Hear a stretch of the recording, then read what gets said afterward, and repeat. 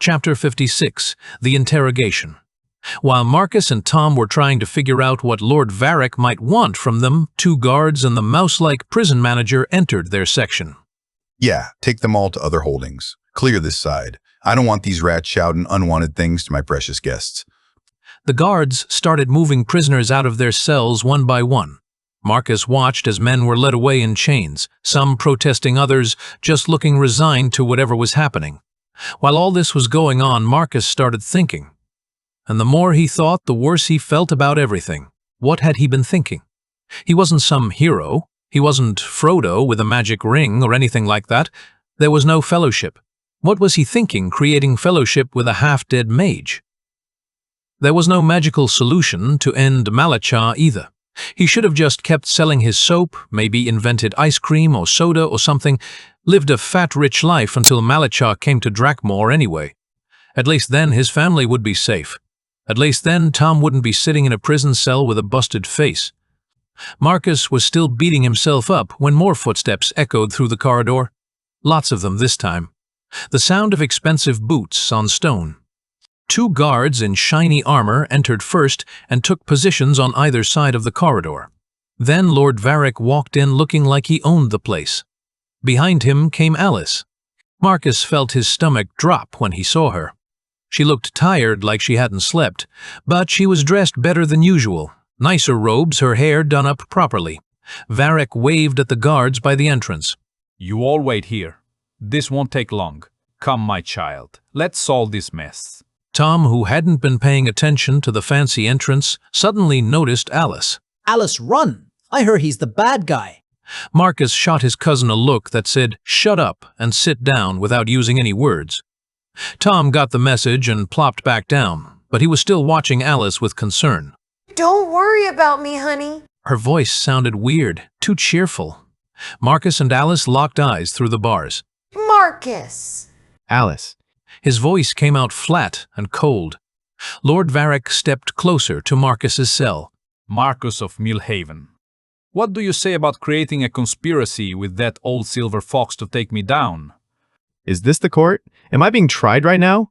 No, my son. That will come later. I was just curious. After I put that old fox in his place and made sure he won't get in my way again, I wondered what you did to push him into taking action against me.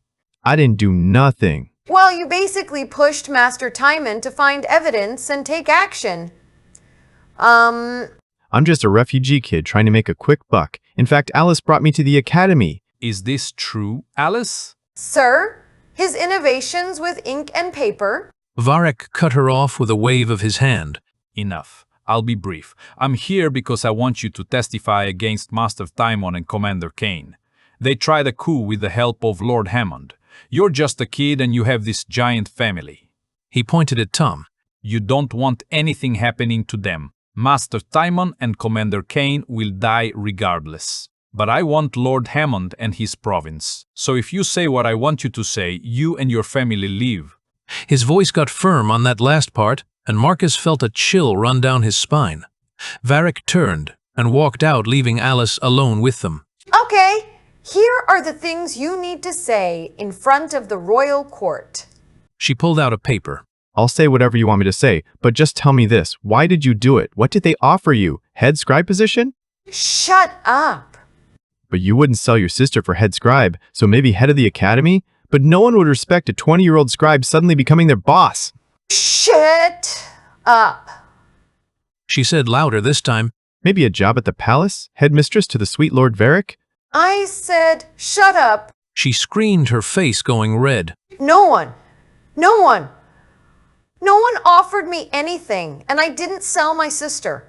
I saved her. She was breathing heavy now. Saved her? You amateurs were gonna get caught anyway. I made sure Lord Varric spared her. Lord Varric is the only one doing anything to save this city. Yeah, by making sure citizens starve and caravans disappear. He brokered a deal with Malachar, sending useless metals and rocks to preserve peace. Why do you think the attack stopped at the border towns? Naive. How naive can you be? If you believed one word Lord Varric said, you're just a child. He's making sure 1 million slaves work for his precious metals and magnets while people die in those mines and families starve. Then why did Malachar stop advancing into Valdris when he conquered half the known world? Because Lord Varric is in his pocket and the king is Varric's puppet. They're stalling to get the minerals and then poof, everyone's a slave to Malachar, or worse. Zalbidies. Dark Lords can't be trusted, and people like Lord Varric never keep their word. And you met lots of Dark Lords and high officials in Millhaven? No, he didn't. No one comes to our village except traders once or twice a year. I have nothing else to say to you. Give me the script. I'll tell them whatever you want me to say. Alice handed him a paper through the bars. Marcus noticed it was written using his paper designs. Somehow that made the betrayal hurt even worse. This is for the good of the city. You'll understand once you see Lord Varric bring permanent peace with Malachar. After she left, Tom and Marcus argued about whether Marcus should testify like Varric wanted. Tom thought they should fight it somehow. Marcus pointed out that fighting would just get their family killed. It's late. I need to sleep. I've got another interrogation waiting for me. Tom looked confused by that last part, but Marcus didn't explain.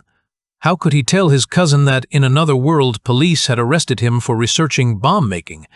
That both his lives were falling apart at the same time? As Marcus laid down on the moldy straw, he thought about Alice's face when she'd screamed at him. She believed she was doing the right thing. She thought Lord Varric was going to save everyone. That somehow made everything worse.